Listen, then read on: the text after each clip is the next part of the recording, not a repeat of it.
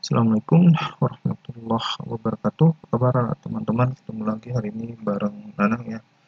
Nah, hari ini kita akan ngomongin soal Exchange server ya, Exchange server yang terbaru yang mungkin akan menggantikan Windows Exchange Server 2019 ya, dan tentu saja Exchange Server 2016. Nah, Exchange Server yang baru ini kemungkinan akan keluar di tahun depan ya. Ya, tapi sebelum lanjut, buat kamu yang belum subscribe di channel ini, diklik dulu ya tombol subscribe yang ada di bawah video ini.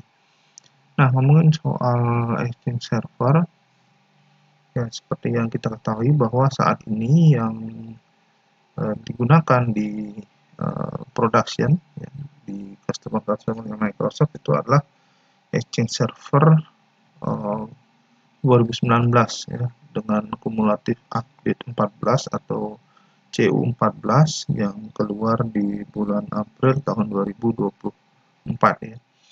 Jadi Exchange Server yang terbaru itu adalah Exchange Server 2019 CU14. Nah, kemungkinan untuk CU15 itu juga akan keluar di tahun ini ya, di tahun 2024 ini.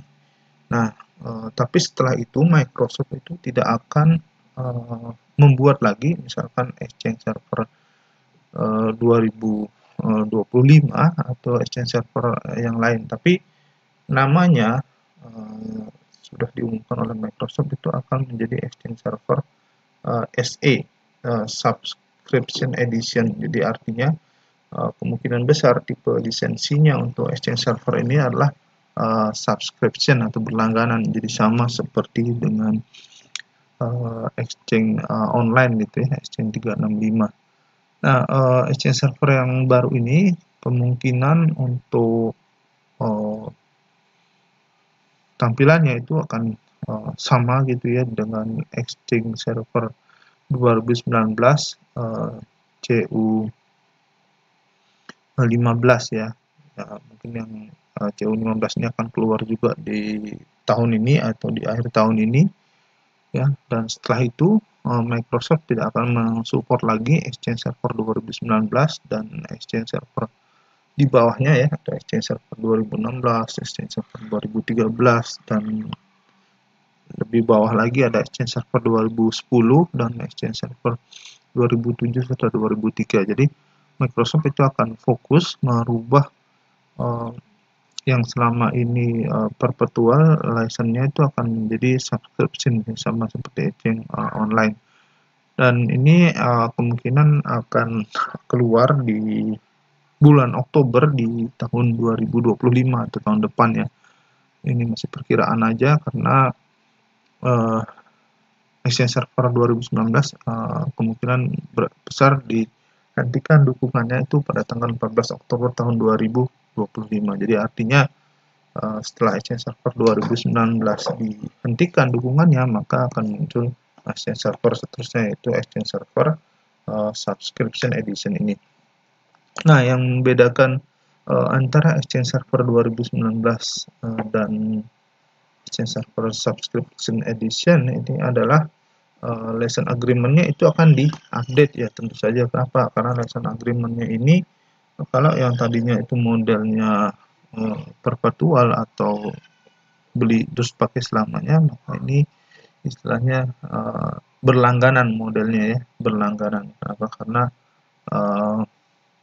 ya artinya kita bayar sesuai pemakaian. Jadi misalkan menambah user, berarti nambah lagi langganannya, dan itu dibayarkan per tahun, tidak seperti sekarang yang sekali beli pakai seterusnya seperti itu ya. Walaupun kalau ada versi yang baru tetap kita harus upgrade juga seperti itu ya.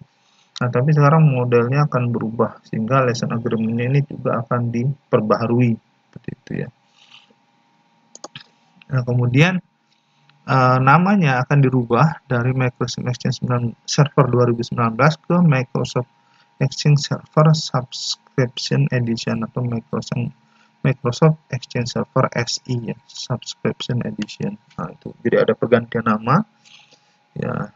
kemudian artinya dengan ada pergantian nama juga pergantian model lisensinya ya.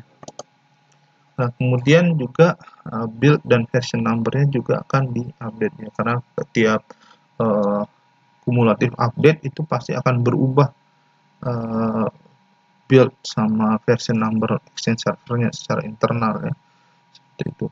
Jadi ini beberapa perubahan yang nanti akan diterapkan ke Exchange server yang baru ini.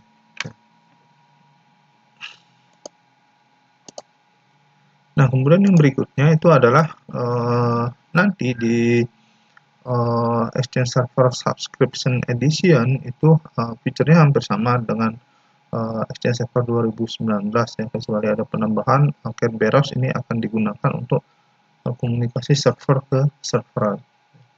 Kerberos for server to server communication. Kemudian menambahkan support untuk admin IPA dan mengurangi remote PowerShell. Kemudian yang berikutnya adalah menghapus Outlook Anywhere dan juga menghapus dukungan untuk coexistent with earlier version. Jadi artinya gini, Exchange Server Subscription Edition ini itu nggak bisa jalan barengan dengan Exchange Server 2019 atau yang sebelumnya ya, tidak bisa. Biasanya kita kalau mau migrasi gitu ya dari 2016 ke 2019, maka kita kan akan ada coexistent, artinya dua exchange server itu akan jalan berbarengan. Nah, kalau sekarang itu kita bisa nanti lakukan in place upgrade ke Exchange Server Subscription Edition dari Exchange Server yang sebelumnya. Jadi misalkan dari Exchange Server 2019 CU15 nanti ke Exchange Server Subscription Edition ini akan di in place upgrade seperti itu. Jadi kita nggak ada namanya coexistent nanti dua versi Exchange jalan secara bersamaan seperti itu.